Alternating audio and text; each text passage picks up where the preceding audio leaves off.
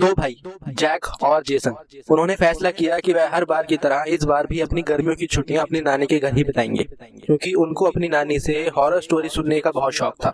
एक दिन उनकी नानी उन्हें बिल्कुल असली कहानी, एक डरावना जंगल और उसमें भटकती हुई औरत की आत्मा, जिस कहानी को सुनकर दोनों भाइयों को बहुत डर भी लग रहा था। और जैसे ही कहानी खत्म हुई फिर वह सोने चले गए।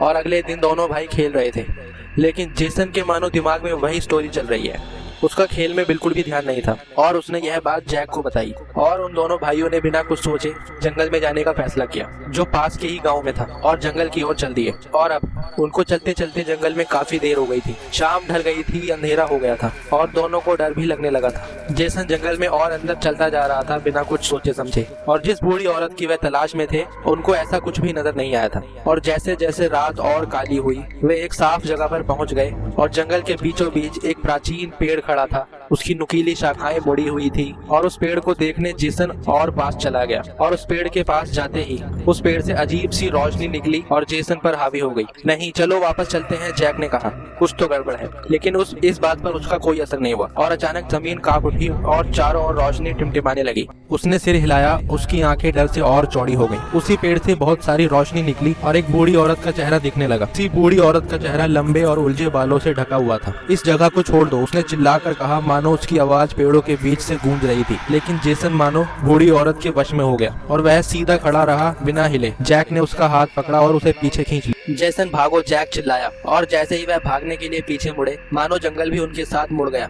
और उनके पैरों के नीचे से मानो रास्ते बदल गए हों। और उसी बूढ़ी औरत की हंसी जंगल में गूंजने लगी। घंटों के बाद पेड़ों के बीच से सूरज की रोशनी निकली, जिससे साफ साफ दिखने लगा। सब कुछ मानो शांत हो गया हो, लेकिन वह बूढ़ा पेड़ शांत और शांत खड़ा था, मानो कुछ हुआ ही ना हो। जिसके बाद जैक और जेसन को कभी नहीं देखा गया। आपने यहाँ तक स्टोरी देखी है, इसका मतलब आपको हॉरर स्टोरी सुनने का काफी शौक है। स्टोरी का बेस्ट पार्ट कमेंट में जरूर बताना और वीडियो को लाइक करके और मोर स्टोरीज के लिए चैनल को सब्सक्राइब कर लें।